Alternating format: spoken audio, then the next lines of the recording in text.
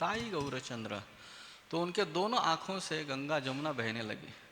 प्रभुपाद जी को गौरनिताई की असीम कृपा वहाँ पर स्मरण हुई। इतना उमड़ आई, जैसा लग रहा था कि मानो बाढ़ आ गई हो। प्रभुपाद जी के हृदय में गौरनिताई की कृपा का आस्वादन करके प्रभुपाद जी आगे गा नहीं पाए थे पूरा भजन ठीक से।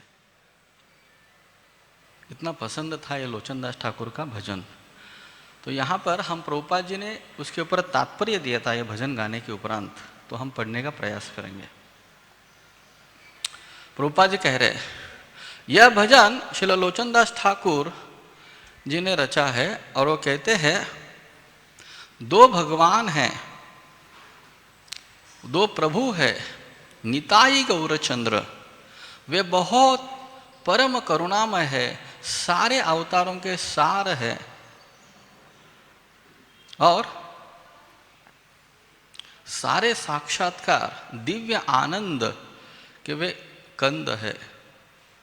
उन्होंने हरिनाम संकीर्तन को प्रसारित किया है।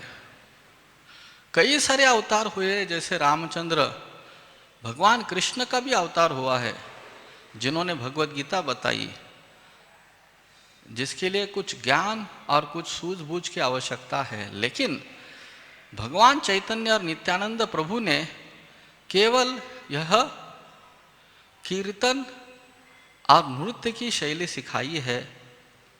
इसलिए लोचनदास ठाकुर सबको निवेदन करते हैं, अनुरोध करते हैं, भजो भजो भाई चैतन्य निताई। मेरे प्रिय भाइयों, कृपया आप भगवान चैतन्य और नित्यानंद प्रभु को भजन करिए श्रद्धा के साथ। इसका विचार मत करो कि आपको इसका अभिष्ट सिद्धि प्राप्त होगा या न होगा। श्रद्धा के साथ ये कीर्तन करो, ये जरूर आपको आपका अभिप्सित अभिष्ट सिद्धि दे देगा। यह चैतन्य महाप्रभु का वचन है। इसीलिए हमें श्रद्धा के साथ विश्वास कोरी ये भजन करना चाहिए। और प्रणाली क्या है, पद्धति क्या है? विषय छाड़िया से रसे माजिया। जिसको भी कृष्ण भावना भावित होना है उसके लिए यह पद्धति है। उसको इंद्रिय तृप्ति में जो हमारी निमग्नता है उसको छोड़ना पड़ेगा, वही एक बंधन है। अगर यह इंद्रिय तृप्ति छोड़ देंगे तो उसको अपना अभिष्ट सिद्धि प्राप्त हो जाएगी। मुखे बोलो हरि हरि, केवल उसको मुख से हरे कृष्णा हरि हरि इतना ही बोलना है, बिना इंद्रिय तृप्ति की अभिलाषा से यह बोलना है। देखो अरे भाई त्रिभुवन नाई, लोचनदास ठाकुर कहते हैं मेरे प्रिय भाइयों, अगर आप परीक्षण करोगे तो तीनों जगत में चैतन्य महाप्रभु और नित्यानंद प्रभु जितना दयालु कोई नहीं है।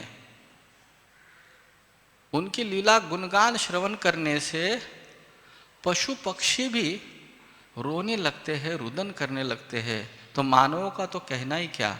वास्तविक रूप से श्री चैतन्य महाप्रभु जब झारखंड जंगल से जा रहे थे तब शेर, हाथी, सर्प, हिरन और ऐसे जो सारे जानवर थे उन्होंने हरे कृष्ण संकीर्तन में महाप्रभु के साथ भाग लिया था। यह कितना सुंदर है, कोई भी इसमें संलग्न हो सकता है, जंगल के जानवर भी, तो मानव का तो कहना ही क्या। अर्थात सामान्य लोग जो है वो जानवरों को कीर्तन करने को प्रभावित नहीं कर सकते, परंतु श्री चैतन्य महाप्रभु जानवरों को भी, पशुओं को भी कीर्तन करने के लिए प्रोत्साहित करते थे और मानव को भी यह हरे कृष्ण मंत्र वो देते थे। पाषाण हृदय वाले लोग भी जो है, पाषाण का मतलब पत्थर, वो लोग भी हरिनाम ग्रहण करते थे। लोचनदास ठाकुर खेद व्यक्त करते हैं कि वे इंद्रिय तृप्ति में निमग्न है। वो कहते हैं मेरे मन, आप इंद्रिय तृप्ति के पद्धति में निमग्न हो और आपको हरिनाम हरे कृष्ण महामंत्र के प्रति कोई आकर्षण नहीं है और आपको चैतन्य महाप्रभु नित्यानंद प्रभु के चरणों में कोई आसक्ति नहीं है, तो मैं अभी क्या करूं, केवल मैं दुर्भाग्य के बारे में मेरे सोच सकता हूँ। यमराज, मृत्यु के देवता, वो मुझे दंडित कर रहे हैं कि इस आंदोलन में मुझे सम्मिलित होने के लिए अवसर नहीं दे रहे हैं, क्योंकि मैं इंद्रिय तृप्ति कर रहा हूँ। तो इस प्रकार से श्रील प्रभुपाद इस भजन का अनुवाद देते हैं। जगतगुरु श्रील प्रभुपाद की जय। आनंद लीलामय विग्रहाय हेमाभदिव्या छवि सुंदराय तस्मै महाप्रेम रस प्रदाय चैतन्य चंद्राय नमो नमस्ते। चैतन्य चंद्राय नमो नमस्ते। चैतन्य चंद्राय नमो नमस्ते। नाम श्रेष्ठम मनुम अपि सचिपुत्रम अत्र स्वरूपम रूपम तस्याग्रजम उरुपुरीं माथुरीं गोष्ठवातिम राधा कुंडम गिरिवरम अहो राधिका माधव श्याम।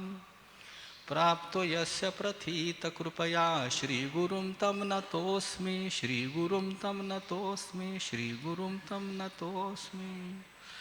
हरे कृष्ण।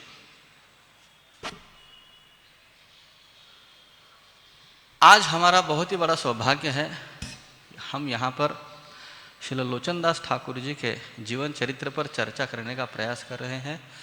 और यहाँ पर इतने सारे साधु सज्जन वैष्णवजन उपस्थित है।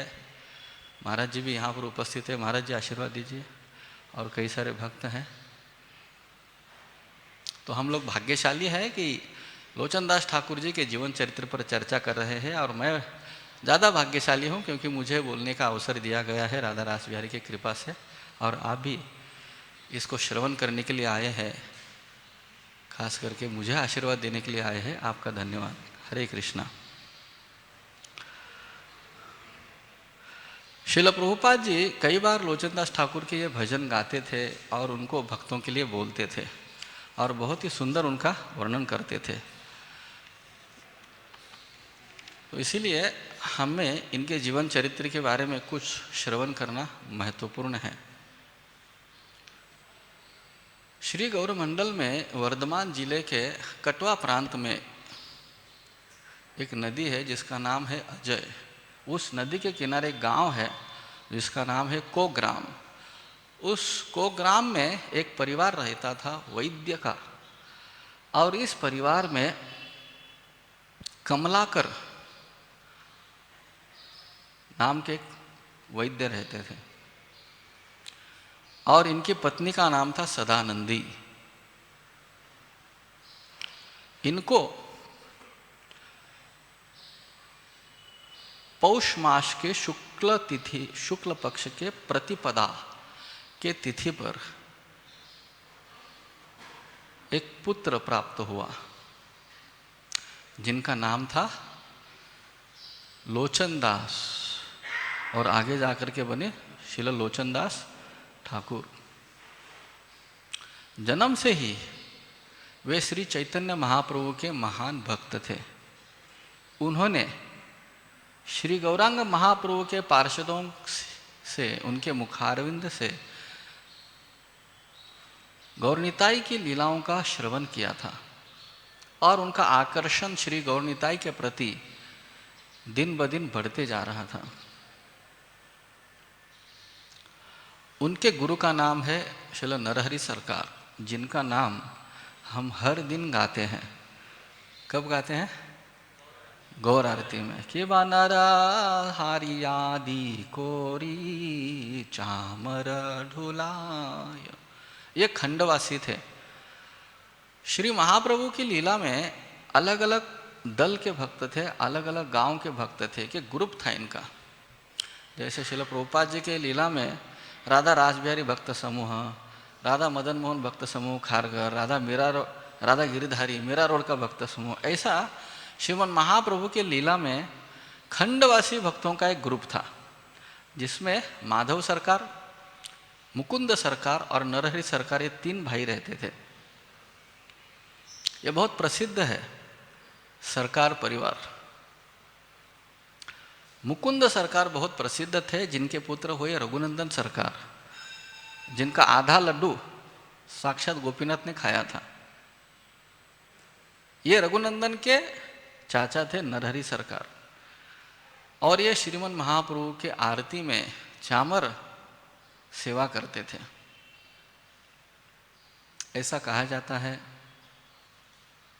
नवद्वीप में जितनी सारी लीलाएं हुई उसके वे एनसाइक्लोपीडिया थे। क्या कहते हिंदी में?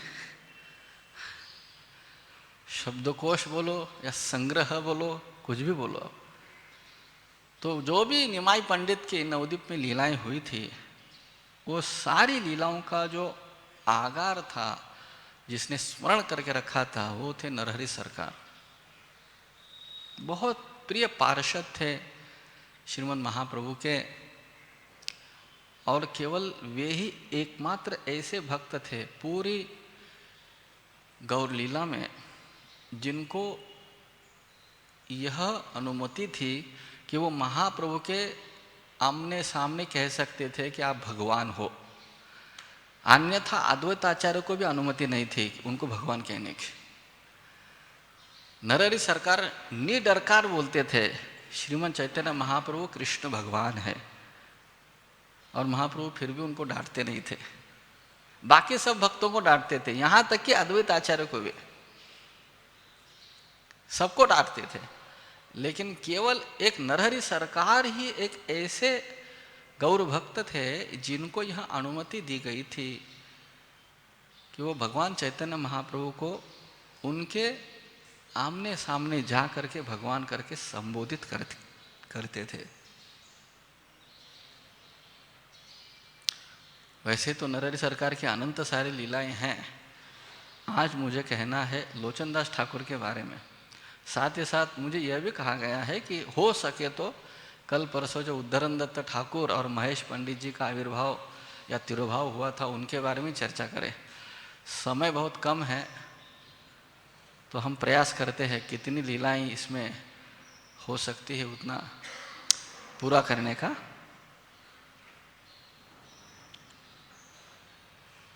तो श्रील नरहरि सरकार जो महाप्रभु के इतने घनिष्ठ पार्षद थे, ये है श्रील लोचनदास ठाकुर के गुरुदेव। वैसे नरहरि सरकार के अनेक शिष्य हुए हैं, उसमें से एक शिक्षा शिष्य हुए हैं श्रीनिवास आचार्य भी। लेकिन नरहरि सरकार ने लोचनदास ठाकुर को दीक्षा भी दी थी और उनको आज्ञा दी, आपने मेरे से इतनी सारी गौलीला श्रवण की है तो आप उनके जीवन चरित्र पर एक ग्रंथ लिखिए। आपने सूत्र खंड में चैतन्य मंगल में प्रारंभ के सूत्र खंड में वे लिखते हैं कि मैं ये चैतन्य मंगल की रचना इसीलिए कर रहा हूँ कि मेरी अभिलाषा है ये रचना करने से मेरे गुरुदेव नरहरि सरकार प्रसन्न हो जाएंगे। अगर वो प्रसन्न हो जाएंगे तो महाप्रभु प्रसन्न हो जाएंगे। बस इसी अभिलाषा से यस्य प्रसादात् भगवत प्रसादो, इस अभिलाषा से मैं इस ग्रंथ की रचना कर रहा हूँ। मेरे गुरुदेव का आदेश शिरसा वंद्य मान करके मैं यह ग्रंथ की रचना कर रहा हूँ, ऐसा वे सूत्र खंड में लिखते हैं और अपने ग्रंथ का आरंभ करते हैं। वैसे देखा जाए तो श्रीमन महाप्रभु की लीलाएं अनंत है। हम देखते हैं चैतन्य चरितामृत में, चैतन्य भागवत में भी कविराज गोस्वामी कहते हैं, वृंदावन दास ठाकुर कहते हैं कि श्रीमन महाप्रभु ने इतनी सारी अनंत लीलाएं की है कि अनंत शेष भगवान भी उनका वर्णन नहीं कर पाते। यहाँ तक बोला गया है कि एक क्षण में महाप्रभु जितनी लीलाएं करते हैं वो लीलाएं अनंत शेष भगवान अपने 1000 मुखों से अनंत काल तक नहीं कर सकते वर्णन। और प्रभुपाद कई जगह पर बोलते हैं शास्त्रों का कथन हमें जैसा कि तैसा लेना चाहिए, इसमें कल्पना नहीं करनी चाहिए, हमें इस पर पूरी श्रद्धा होनी चाहिए। तो इतनी सारी अनंत लीलाएं महाप्रभु ने की है। संन्यास के प्राथमिक जो लीलाएं हैं, पूर्व लीलाएं वृंदावन दास ठाकुर ने अपने ग्रंथ चैतन्य भागवत में लिखी है। संन्यास के उपरांत के जगन्नाथपुरी की लीलाएं और उनका यात्रा गमन, दक्षिण भारत उत्तर भारत गमन, इसका वर्णन चैतन्य चरितामृत में है। लेकिन कुछ और लीलाएं जिसका वर्णन दोनों में नहीं था, इसका वर्णन श्री चैतन्य मंगल में पाया जाता है। चैतन्य भागवत में वृंदावन दास ठाकुर ने महाप्रभु की बाल लीलाओं का ज़्यादा वर्णन किया है, नित्यानंद प्रभु की लीलाओं का वर्णन किया है, लेकिन कुछ कुछ लीलाएं छूट गई थी। और कई एक लीला श्रील कृष्णदास कविराज गोस्वामी भी लिखते नहीं है। तो इन सब का संकलन जो है वो चैतन्य मंगल में पाया जाता है। इसके अलावा प्रबोधानंद सरस्वती ठाकुर भी एक ग्रंथ लिखते हैं, चैतन्य चंद्रामृत। कवि कर्णपुर एक ग्रंथ लिखते हैं, वो नाटक लिखते हैं, चैतन्य चंद्रोदय नाटक, वो भी एक है। वो श्लोक उधर से आता है, प्रिय स्वरूपे दयित स्वरूपे, रूप गोस्वामी का प्रणाम मंत्र। और मुरारी गुप्ता का कड़चा है, श्री चैतन्य चरित, संस्कृत में हो। ऐसे श्रीमन महाप्रभु के जीवन चरित्र पर कई एक वर्णन पाए जाते हैं लेखकों के द्वारा। इसमें से 3 प्रमुख माने जाते हैं, चैतन्य भागवत, चैतन्य चरितामृत और तीसरा है चैतन्य मंगल। और यह चैतन्य मंगल की रचना किए हैं श्रील लोचनदास ठाकुर अपने गुरुदेव नरहरि सरकार के आदेश से, उनकी कृपा प्राप्त करने की अभिलाषा से। हालांकि यह रचना उपरांत में की उन्होंने, उसके पहले जैसे भारतीय प्रथा है बंगाल में खास करके बाल्यावस्था में विवाह होता था। तो लोचनदास छोटे बालक ही थे, तो उनका विवाह आमेदपुर नामक गांव में एक अच्छा परिवार था, वहाँ के छोटी बालिका के साथ विवाह हुआ था। तो ये प्रथा भारत में कई साल चलती आई और इसका गलत उपयोग होने के बाद अभी जो है विवाह की आयु मर्यादा बढ़ाई गई है, 18 साल महिलाओं के और 21 साल पुरुषों के। अभी मेरे ख्याल से वो भी बढ़ा दी गई है, महिलाओं की भी 21 साल कर दी गई है हाल ही में। लेकिन उस जमाने में बाल्यावस्था में विवाह होता था, लेकिन पति पत्नी साथ में नहीं आते थे। जब तक दोनों ठीक आयु मर्यादा तक पहुंचते नहीं, तब तक उनका मिलन कराया नहीं जाता था। केवल विवाह हो गया लोचनदास ठाकुर का और उनकी जो पत्नी थी अपने घर में रहने लगी माता पिताओं के साथ, क्योंकि छोटी थी और उनके आयु बढ़ने के लिए प्रतीक्षा कर रहे थे धीरे धीरे धीरे धीरे। और यहाँ पर लोचनदास ठाकुर गौर लीलाओं का श्रवण करके दिन ब दिन उनके अंदर वैराग्य निर्माण होने लगा, बहुत सारा वैराग्य प्रकट कर रहे थे। तो उनके ससुराल वाले बहुत चिंतित हो गए, बोले ये तो ठीक नहीं है, हमारी कन्या का क्या होगा। तो वो एक चले गए नरहरि सरकार के पास। ये तो मानेगा नहीं दामाद, ऐसा प्राय आज भी देखा जाता है। कोई भक्त अगर हरे कृष्ण मंदिर में पीले वस्त्र परिधान करे तो उसके माता पिता तुरंत आते हैं यहाँ पर अध्यक्ष महोदय को मिलने के लिए। ये लीला आज भी चालू है। तो गुरुदेव नरहरि सरकार के पास उनके ससुर आते हैं और कहते हैं कि आपका शिष्य विवाहित है, हमारे बेटी का वो पति है, कृपया उसको भेज दीजिए, उसको वैवाहिक जीवन अभी प्रारंभ करने का समय आया है। तो नरहरि सरकार बोले, लोचनदास आपने विवाह किया है, आप विवाहित हो, गृहस्थ हो, आप जाइए अपने पत्नी के साथ वैवाहिक जीवन शुरू करिए। अभी जब नरहरि सरकार का आदेश प्राप्त हुआ तो लोचनदास ठाकुर को कोई चारा नहीं था, कोई उनके पास ऑप्शन नहीं था, पर्याय नहीं था।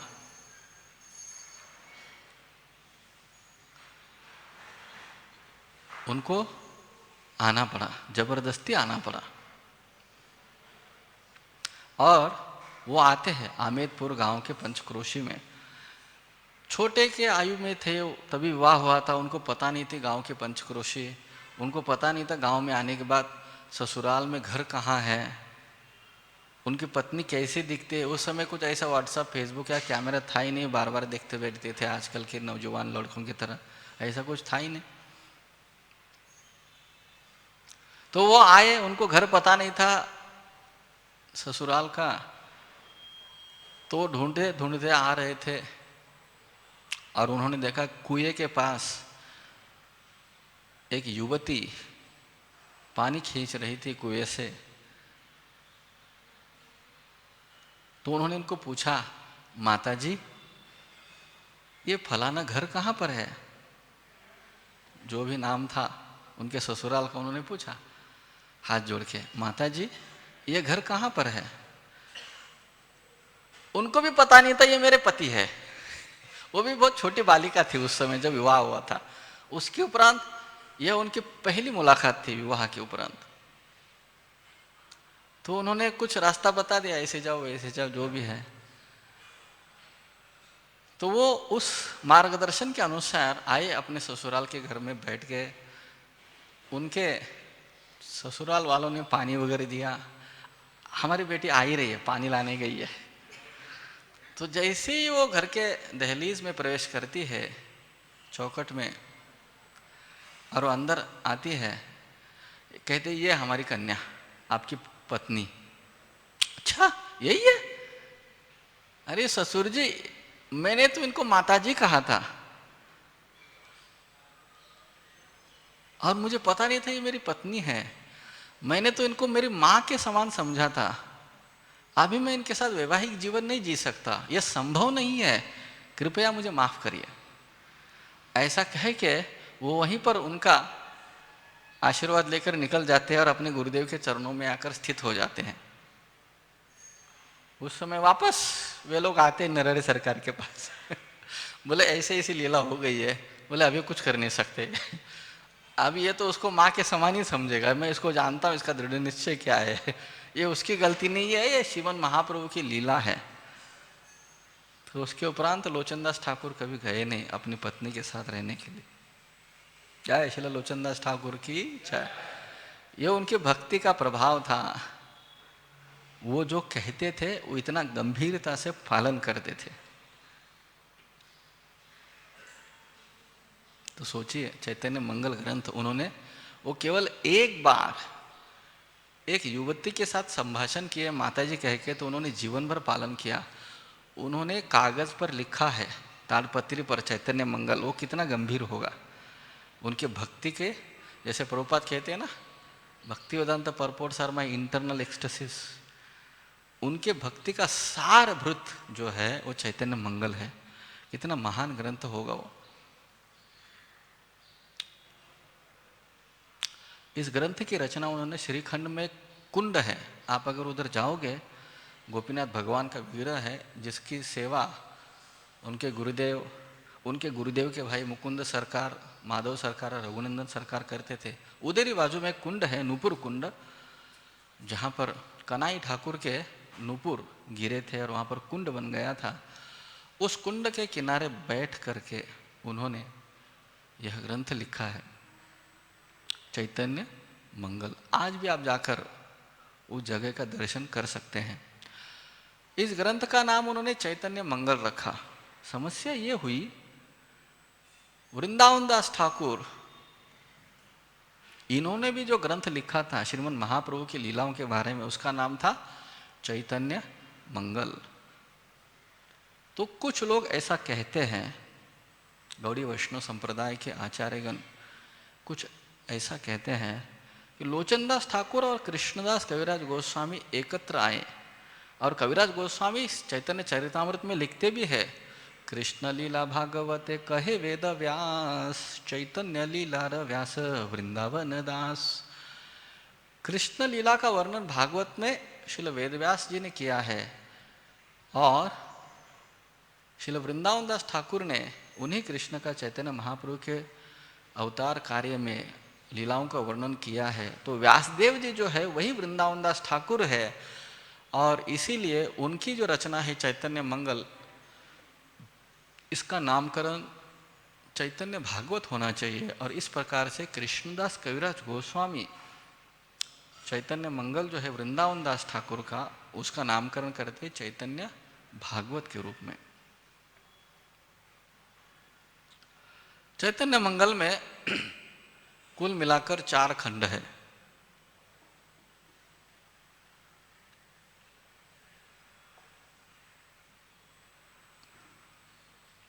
सूत्र खंड, आदि खंड, मध्य खंड और शेष खंड।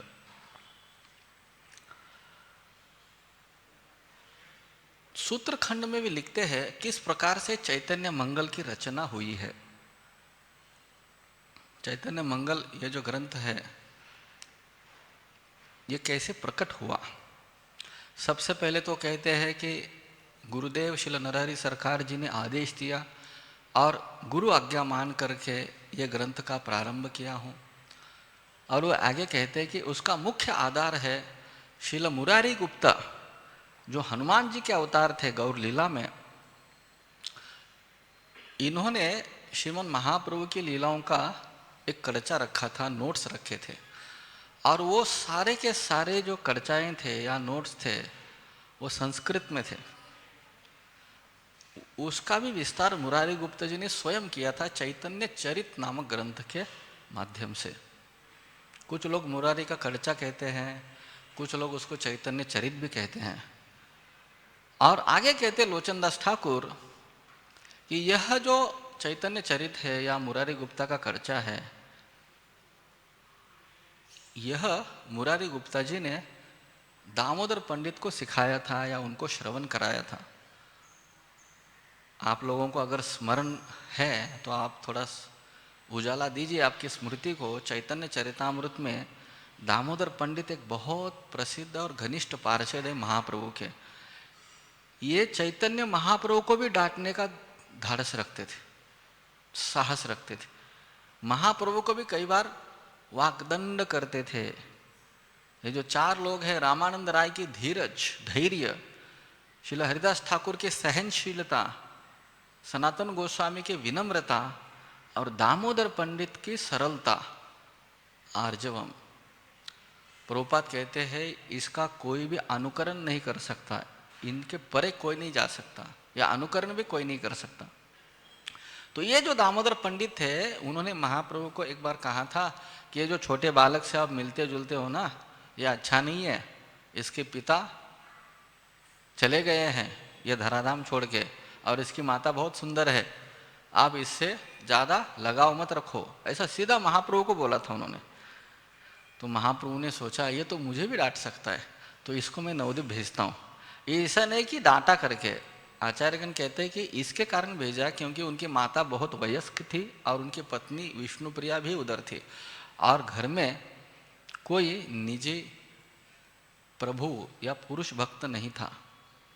अगर दामोदर पंडित रहेंगे तो कोई चिंता ही नहीं, कोई पास में आएगा ही नहीं, घर के इर्द गिर्द भी घूमेगा नहीं। तो इसलिए दामोदर पंडित को भेजा था। तो दामोदर जी वहां पर आए तो मुरारी गुप्ता का कर्चा का श्रवण करते थे, और वही दामोदर पंडित ने सारा जो मुरारी गुप्ता का कर्चा है वो लोचनदास ठाकुर को सुनाया, और वह चैतन्य मंगल का मुख्य आधार बना। एक खासियत है चैतन्य मंगल की, हम देखते हैं कि चैतन्य चरितामृत में भी बंगाली और संस्कृत सम्मिश्र है, लेकिन चैतन्य मंगल जो है यह ग्रंथ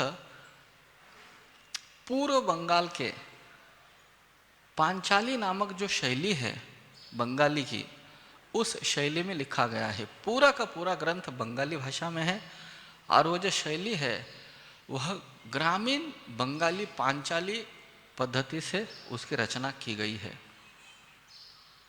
यह अद्वितीय रचना है।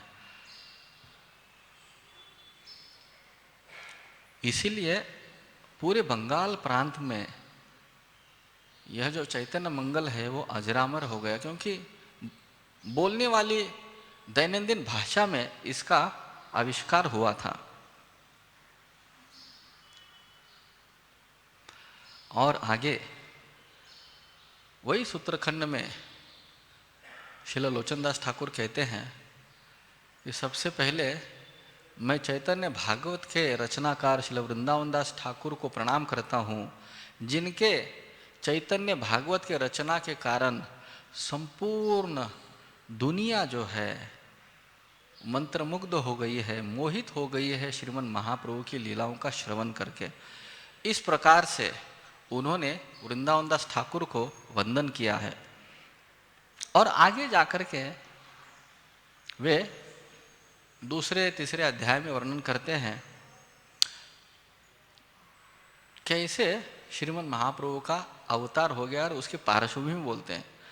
शायद हमने ये श्रवण नहीं की होगी, क्योंकि ये ना तो चैतन्य भागवत में आती है ना चैतन्य चरितामृत में, इसीलिए यहाँ पर मैं कहने का प्रयास करूँगा। श्रील लोचनदास ठाकुर कहते हैं जैमिनी महाभारत एक है, एक व्यासदेव का महाभारत है, दूसरा एक है जैमिनी महाभारत। और उस जैमिनी महाभारत में नारद और उद्धव जी का संवाद है। उसमें नारद मुनि उद्धव जी को बता रहे हैं कैसे श्याम सुंदर रास बिहारी जो है वो सुवर्ण अवतार गौरहरि के रूप में, गौरांग महाप्रभु के रूप में प्रकट होने वाले हैं, और अपनी लीला कैसे प्रदान करके सारी दुनिया का उद्धार करने वाले हैं। इस प्रकार से नारद मुनि उद्धव जी को वर्णन करने लगे। और वे कहते हैं उद्धव जी, एक बार मैंने देखा किस प्रकार से कलयुग के जो बद्ध जीव है यह कितने पापी है। जैसे कलयुग का वर्णन हम पाते हैं भागवत के प्रथम स्कंद में, मंद सुमंद मतयो मंद भाग्या ही उपद्रता, इतने दुर्भागी है, इनका उद्धार कैसे होगा। इस चिंता से आतुर होकर मैं एक बार द्वारिका चला गया, और वहां पर मैं रुक्मिणी के महल में गया तो द्वारकाधीश वहां पर ही थे, और रुक्मिणी का और कृष्ण भगवान का वार्तालाप चल रहा था, जहां पर रुक्मिणी बहुत व्याकुल हो गई थी, शोकाकुल हो गई थी, और रुक्मिणी रो रही थी।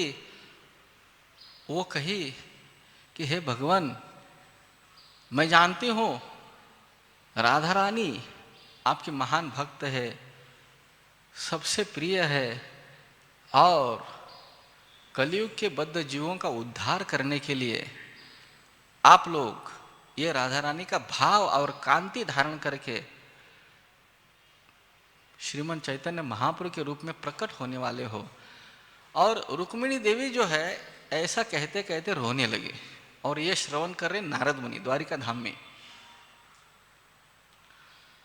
और वहां पर नारद मुनि रुक्मिणी माता को कहते हैं और भगवान द्वारकाधीश को कहते हैं, हाँ भगवान, मैं इसीलिए तो आया था, ये कलयुग के बद्ध जीवों का उद्धार कैसे होगा। अभी समझ में आया कि आप जो है गौरांग महाप्रभु के अवतार में प्रकट होने वाले हो और इनका उद्धार करने वाले हो। और इस प्रकार से नारद मुनि यह खुश खबर, सुख का समाचार लेकर अपनी वीणा बजाते हुए सीधे ब्रह्मलोक आ गए।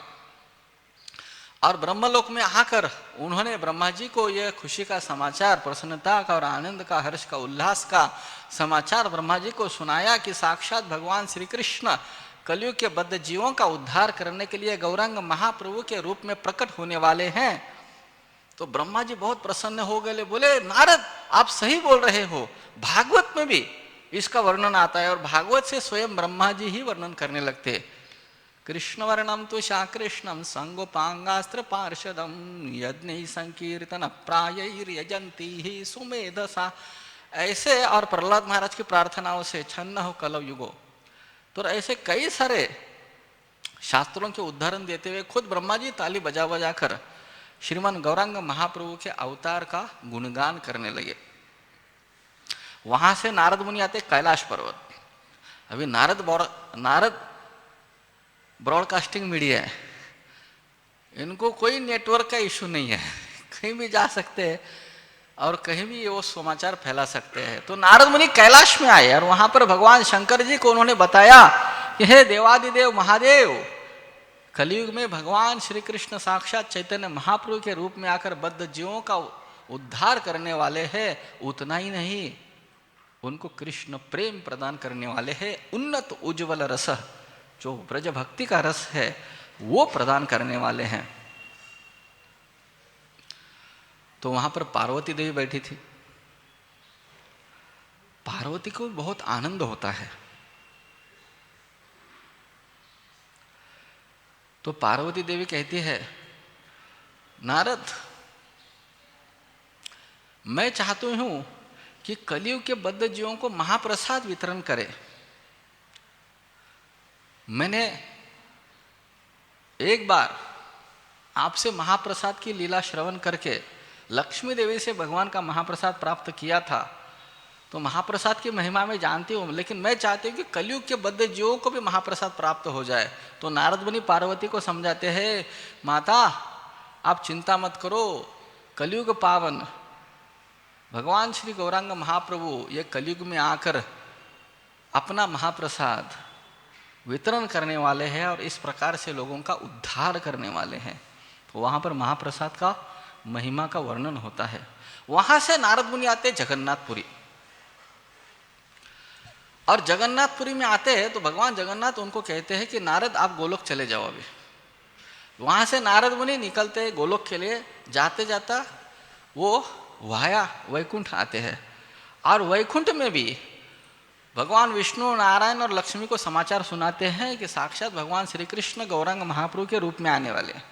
और वहाँ से वो निकलते और आते गोलोक वृंदावन, और गोलोक वृंदावन का एक भाग है श्वेत द्वीप। श्वेत द्वीप केवल दूध के सागर को नहीं कहते, श्वेत द्वीप जो है वो गोलोक वृंदावन का एक नाम श्वेत द्वीप है। हम जो ब्रह्म संहिता में गाते, भजे श्वेत द्वीपम तमहम यह गोलोक पितियम, ये जो है गोलोक वृंदावन का एक भाग है। तो वहाँ पर आते और वहाँ पर देखते हैं कि वहाँ पर वही गौरांग महाप्रभु है निमाई पंडित के रूप में है, और वहाँ पर बलराम जी भी है नित्यानंद के रूप में। और वो सब लीला देख करके देवर्षि नारद मुनि मोहित हो जाते हैं, और वहाँ से गौर निताय की कृपा प्राप्त करके वापस आते हैं इस ब्रह्मांड में। और वो देवी देवताओं के पास जाते हैं, सबको बोलते हैं कि ऐसे श्रीमन महाप्रभु की लीला होने वाली है, कलयुग में अवतार लेने वाले हैं। तो ये समाचार सुन के सारे देवी देवता जो है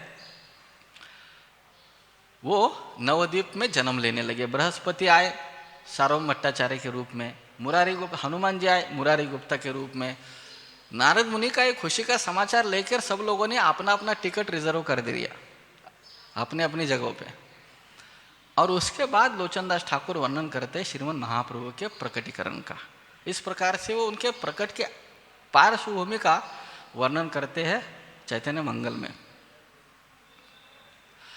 और भी कई सारे देवी देवता आते हैं, जैसे काशी मिश्रा या वल्लभाचार्य, इनका भी आप अगर वर्णन देखोगे ऐसा प्रतीत होता है कि काशी मिश्रा वगैरह ये सब बहुत बड़े विद्वान और देवी देवताओं के अवतार थे।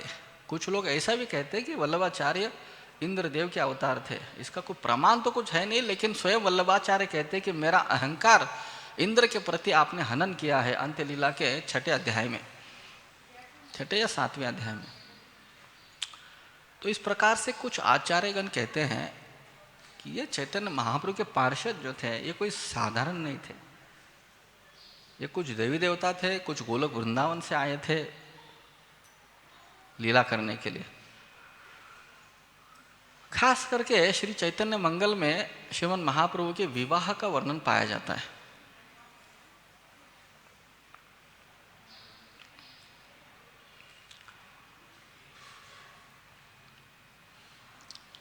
श्री चैतन्य महाप्रभु के निमाय पंडित के 2 विवाह हुए।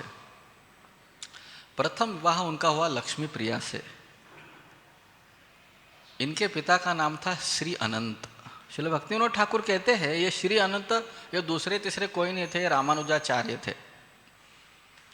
गौर लीला में श्रील भक्तिविनोद ठाकुर कहते हैं सारे आचार्य, सारे संप्रदाय के सारे आचार्य आए थे, सब लोगों को कृपा प्राप्त हुई है। सारे आचार्य सारे अवतारों के भी भक्तों को कृपा प्राप्त हुई है। इसीलिए लोचनदास ठाकुर कहते हैं सब अवतार सारा शिरोमणि। आप देखिए मुरारी गुप्ता हनुमान जी बनकर आए, हनुमान जी मुरारी गुप्ता बन के आए, वृंदावन दास ठाकुर व्यासदेव, सबको उन्नत उज्ज्वल रस ब्रज प्रेम मिला है, इसीलिए उनको सर्वश्रेष्ठ अवतार कहते हैं। लक्ष्मी देवी तो रासलीला में प्रवेश करने के लिए लालायित थी, इसलिए तो तपस्या कर रही थी। तो उनको कब कृपा प्राप्त हुई? जब वे गौरलीला में प्रवेश की। उनके साथ विवाह के, उनके पिता का नाम श्री अनंत था। लेकिन जब निमाई पंडित पूर्व बंगाल चले गए विद्या दान करने, वहाँ पर उन्होंने तपन मिश्रा को हरे कृष्ण महामंत्र दिया। लेकिन यहाँ पर लक्ष्मी प्रिया को श्रीमन महाप्रभु का विरह सर्प दंश कर दिया और उनका निर्गमन हुआ भगवत धाम। सची माता चाहती थी कि मेरे निमाई का दूसरा विवाह हो जाए, तो उन्होंने वनमाली आचार्य, ये वनमाली आचार्य वही है जिन्होंने रुक्मिणी देवी का संदेश लेकर गए थे द्वारका। ये वनमाली आचार्य बनकर आए थे। ये मैच मेकर थे, क्या बोलते उसको हिंदी में? घटक थे, जो विवाह वधू वर को एक साथ लाते हैं। ये वनमाली आचार्य थे। उनको कहते हैं कि मेरे निमाई का विवाह होना चाहिए। तो वनमाली आचार्य कहते हैं, वल्लभाचार्य जो है ना, इनकी एक पुत्री है, ये अलग वल्लभाचार्य है, नवद्वीपवासी वल्लभाचार्य, ये पुष्टि मार्ग नहीं। इनकी एक पुत्री है जिसका नाम है विष्णुप्रिया। ये बहुत सुंदर है और निमाई के लिए सुयोग्य है। मैं आज ही जाके उनके साथ बातचीत करता हूँ। तो वनमाली आकर वल्लभाचार्य से बात करते हैं। वल्लभाचार्य बहुत प्रसन्न होते हैं। इसका इतना विस्तृत वर्णन है, क्या बोलते हैं और क्या क्या दहेज में देने का वो संकल्प करते हैं। बुद्धिमंत खान श्रीमन महाप्रभु के बहुत बड़े भक्त थे और बहुत धनवान थे। उन्होंने कहा ये विवाह बहुत शाही विवाह होना चाहिए, बहुत बड़ा उत्सव होना चाहिए, कोई साधारण विवाह नहीं होना चाहिए। तो उन्होंने अपना सारा खजाना वहां पर रिक्त कर दिया। बहुत सुंदर वर्णन है कि क्या क्या दिया था। और डोली में बैठ कर के विवाह जो हुआ था वो वल्लभाचार्य के घर पे ही हुआ था। तो डोली में बैठ कर के लक्ष्मी विष्णु प्रिया जो है आ गई मायापुर निमाय पंडित के घर योगपीठ में। और जैसे ही आ गई डोली में, डोली से उतर गई और गृह प्रवेश होता है नववधू का प्रथम प्रवेश। उसमें बहुत सारे अनुष्ठान होते हैं, क्या क्या करना है क्या क्या नहीं। तो उस सब उत्सव में और हड़बड़ी में गृह प्रवेश करते समय घर का जो दहलीज है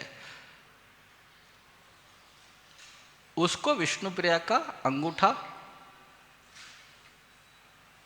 क्षति हो जाती है, ठेस आ जाती है, ठोकर लगती है। तो उनके जो दांत थे वो चबाती है। उनको लगता है कुछ तो अपशकुन हो गया। श्रीमन महाप्रभु उधर ही थे निमाय पंडित, तो समझ गए अभी सब लोग बोलेंगे अच्छा नहीं हुआ, अपशकुन है, ये है वो है वो है। तो तुरंत विष्णु प्रिया के जो अंगूठे थे उसके ऊपर आकर खड़े हो गए निमाय पंडित, बहुत एकदम निकट, दोनों अंगूठे पर आकर खड़े हो गए।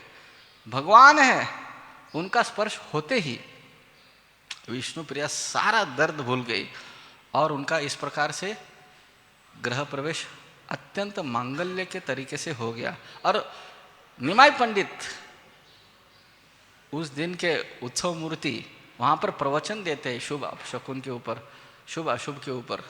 ये सब हमें मानना नहीं चाहिए, हरिनाम करो, संकीर्तन करो वगैरह कहते हैं, और उनका गृह प्रवेश होता है। आगे भी बहुत सारा वर्णन है, मुझे एक और दो कथा बतानी है, समय भी हो रहा है। खास करके चैतन्य लीला, सन्यास की लीला का वर्णन करना है। अभी मकर संक्रांति का उत्सव आ रहा है। मकर संक्रांति के पूर्व संध्या को जब श्रीमन महाप्रभु ने नित्यानंद प्रभु को बताया और नित्यानंद प्रभु ने खबर चंद्रशेखर आचार्य और बाकी भक्तों को जाकर बताई कि निमाई पंडित सन्यास ले रहा है, और गदाधर पंडित तो रोने लगे। सची माता को एक खबर आती है, सब लोग रोने लगते हैं।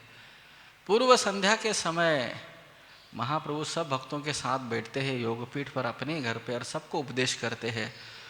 लगभग रात्रि के 10 बजे का समय था और महाप्रभु कहते हैं, आप लोग, ये चैतन्य भागवत का कथन है, आप लोग अगर मुझे प्रसन्न करना चाहते हो तो हमेशा बोलिए हरे कृष्णा कृष्णा कृष्णा हरे हरे, हरे राम हरे राम। इस प्रकार से वो आदेश देते हैं। और कुछ समय तक कृष्ण कथा करते हैं। देर रात्रि में श्रीधर खोला बेचा एक कद्दू लेकर आते हैं और सची माता को महाप्रभु कहते हैं कि आप इसका कुछ व्यंजन बनाइए, मिष्ठान। तो सची माता कद्दू का हलवा बनाती है। वो आखिरी व्यंजन था जो महाप्रभु ने अपने घर पे पाया था। उसके उपरांत महाप्रभु अपने अंतःपुर में गए, कक्षा में गए और वहाँ पर शयन किए, कुछ देर लेटे। ये वर्णन चैतन्य मंगल में आता है। क्या हुआ इसका वर्णन वृंदावन दास ठाकुर नहीं करते और ना ही कविराज गोस्वामी करते हैं। इसका वर्णन लोचन दास ठाकुर करते हैं और वह कहते हैं कि महाप्रभु को वो सेवा कर रही थी, उनके चरण सेवा कर रही थी और महाप्रभु ने आंखें मूंद कर वो आराम कर रहे थे, विश्राम कर रहे थे। विष्णु प्रिया की आंखों से अश्रु टपक रहे थे और कुछ वो अपने आंसुओं को पोंछ रही थी, लेकिन वो इतने बह रहे थे नदियों की तरह, गंगा यमुना की तरह। कुछ आंसू महाप्रभु के चरणों को स्पर्श किए तो उनकी आंख खुल गई और उन्होंने पूछा, आप रो रहे हो? हाँ प्राणनाथ। क्यों? ने मैंने श्रवण किया है, यहाँ वहाँ से अफवाह सुनी है कि आप संन्यास लेने वाले हो। क्या ये सही है? आप सच सच बोलिए मुझे, क्या ये सही है? अगर आप संन्यास लेंगे तो मैं कैसे जीवित रह पाऊंगी? निश्चित रूप से मेरे मृत्यु के समान है आपका संन्यास। आप संन्यास लेंगे तो मैं अग्नि प्रवेश कर दूंगी। आप कल्पना करिए, ये वो प्रसंग है। श्रीमन महाप्रभु उस समय संन्यास लिए 500 साल पहले, जब संन्यास के नियम बहुत कठोर थे। उतना ही नहीं, महाप्रभु कभी भी वापस घर नहीं आए। हालांकि श्री चैतन्य महाप्रभु नवद्वीप आए, शांतिपुर में सची माता को मिले, कुलिया गए जो अभी का नवद्वीप टाउन है वहां पर गए, लेकिन कभी मायापुर में अपने घर नहीं गए, कभी नहीं गए। सची माता को मिले 2-3 बार, लेकिन कभी भी विष्णु प्रिया का दर्शन नहीं किए, क्योंकि सन्यासी को अपनी पत्नी को मिलना नहीं चाहिए, ये शास्त्रों का आदेश है।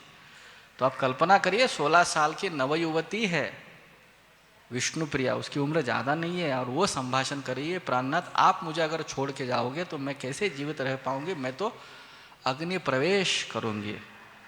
तो महाप्रभु जो उसको श्रृंगार करते, उसके बाल संवारते हैं,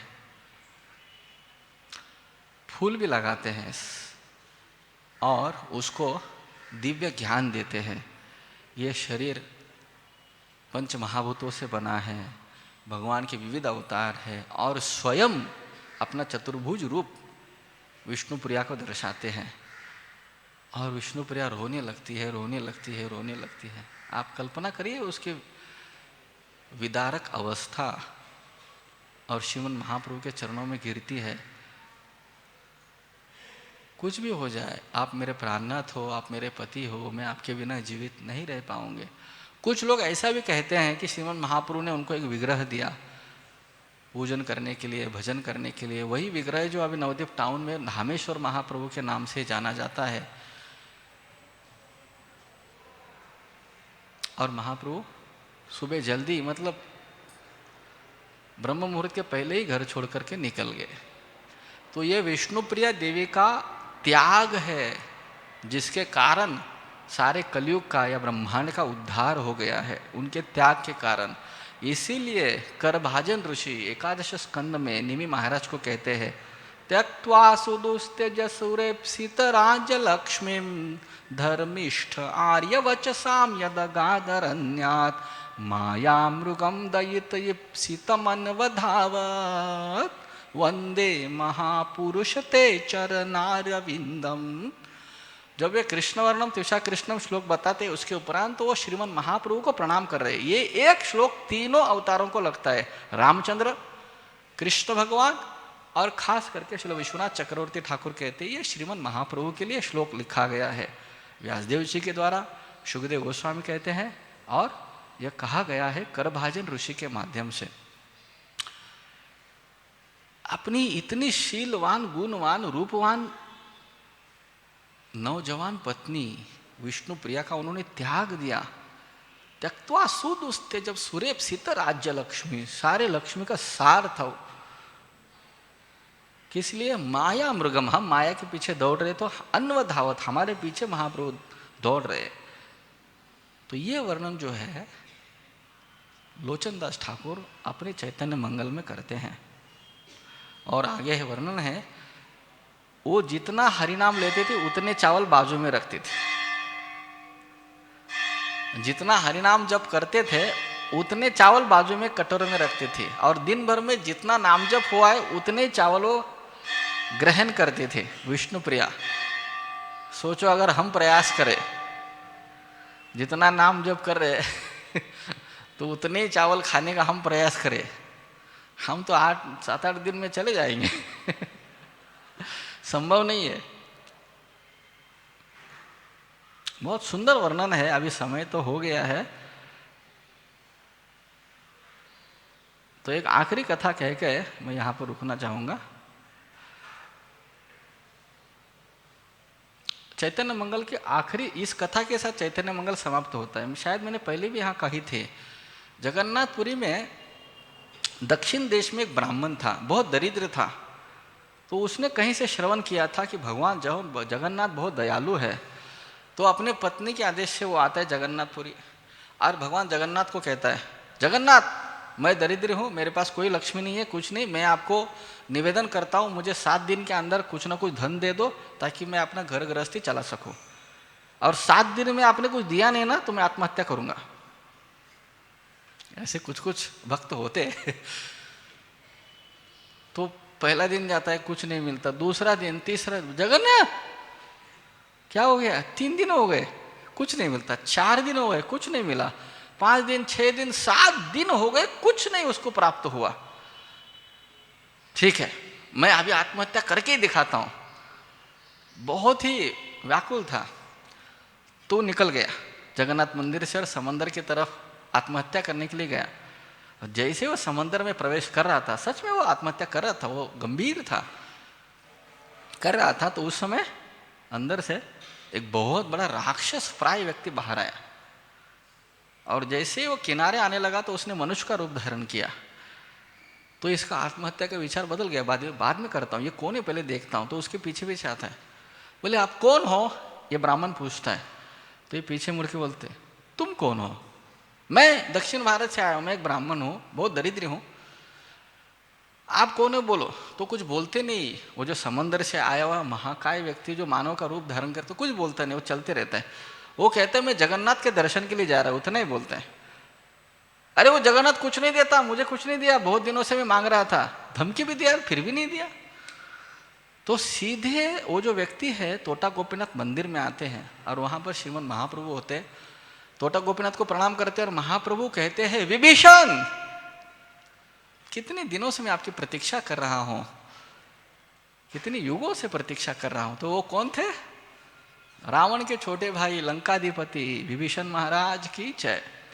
और महाप्रभु उनको आलिंगन करके रोने लगते हैं, रोने लगते हैं। और वहीं पर गदाधर पंडित भी होते हैं, और ये जो दरिद्र ब्राह्मण वो कोने में थोड़ा दूर में बैठ के सब देख रहा होता, अरे ये विभीषण था। उसको समझ में नहीं आ रहा है क्या है इसका नाम, अभी अभी माता पिता ने विभीषण रखा है, ये उस समय का कुछ समझ में नहीं, पूरा कंफ्यूज हो गया। तो महाप्रभु उसके साथ कुछ वार्तालाप करते और बाद में बोलते, उस ब्राह्मण की तरफ इंगित करते और कहते,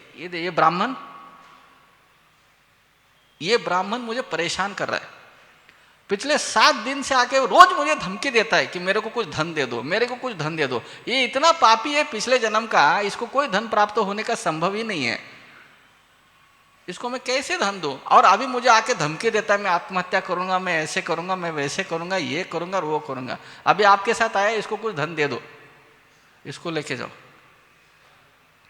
तो विभीषण जो है उस ब्राह्मण को लेते, चलो बोलते, तो वापस वो समंदर की तरफ आते। बोले वो सब छोड़ दो, आप कौन हो बोलो। बोले मैं रावण का छोटा भाई लंकाधिपति विभीषण हूँ। ऐसा कहा गया है श्री क्षेत्र महिमा में, जगन्नाथपुर की रक्षा एक राक्षस करता है, वो राक्षस ही विभीषण है, बराबर। तो अच्छा, और वो कौन थे? आप तो बोले जगन्नाथ के दर्शन के लिए जा रहे, वो सन्यासी कौन थे सुवर्ण वर्ण के? अरे वही तो जगन्नाथ है, जय गौर सही कृष्ण सही जगन्नाथ।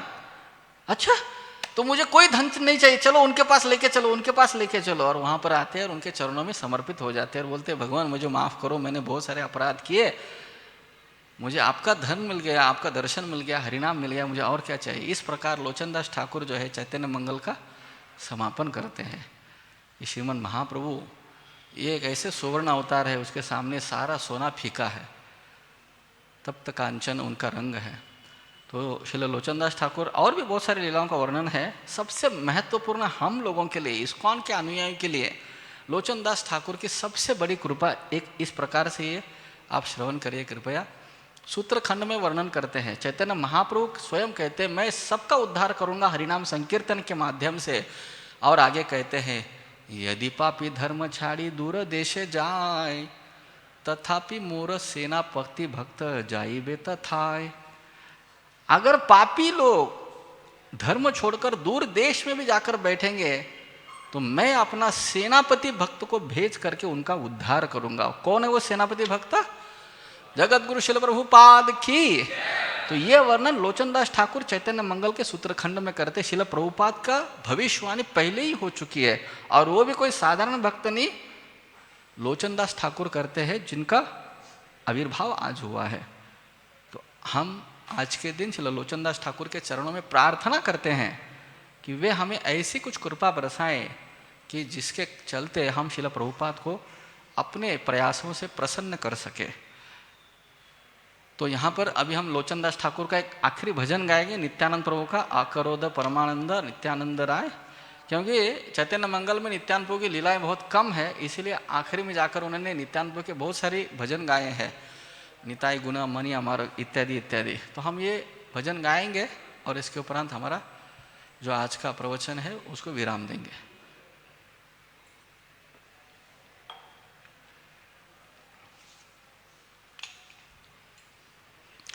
आकरोध परमानंद नित्यानंद राय,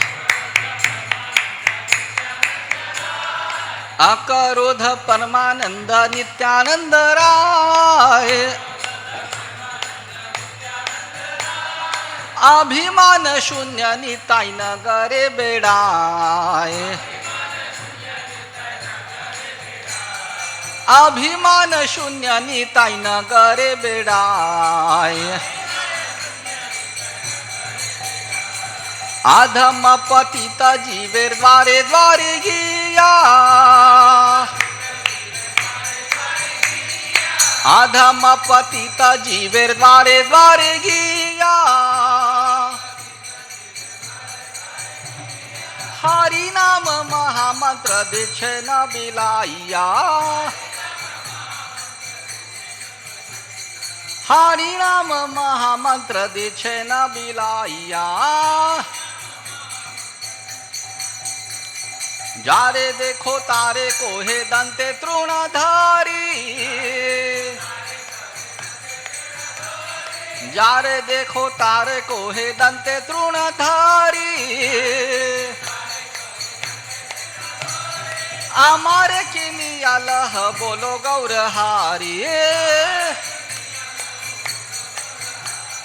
अमारे किनियालह बोलो गौरहारी, बोलो गौरहारी, बोलो गौरहारी, बोलो गौरहारी, बोलो गौरहारी, हमारे किनियालह बोलो गौरहारी। एता बोली नित्यानंद भूमि गाड़ी जाए, एता बोली नित्यानंद भूमि गाड़ी जाए, सोनार पर्वत ये न धुलाते लोटाए, सोनार पर्वत ये न धुलाते लोटाए, हेनो अवतारे जार रति ना जन्मीलो, नो अवतारे जार रति न जन्मीलो। लोचन बोले से ही पापी लो आर गेलो।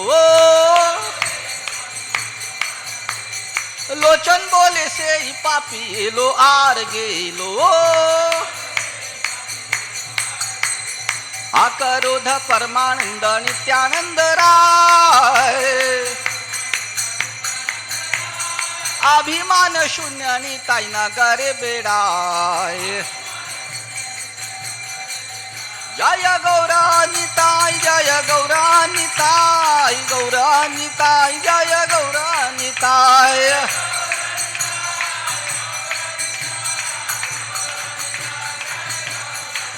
जय लोचन दास ठाकुर जय लोचन दास ठाकुर लोचन दास ठाकुर जय लोचन दास ठाकुर।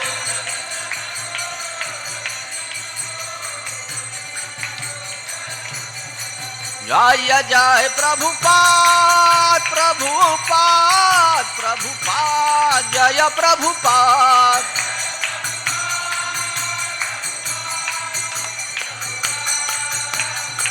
जय जय गुरुदेव गुरुदेव गुरुदेव जय गुरुदेव।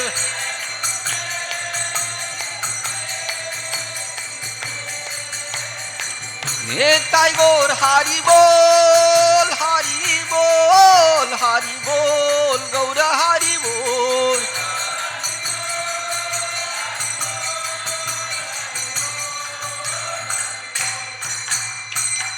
श्री श्री राधा रासबिहारी भगवान की, श्री श्री सीताराम लक्ष्मण हनुमान की, श्री श्री गौनिताय पंचतत्व भगवान की, जगत गुरु शिल प्रभुपाद की, शील लोचन दास ठाकुर आविर्भाव महामहोत्सव की, गौर प्रेमानंदे श्री चैतन्य मंगल की।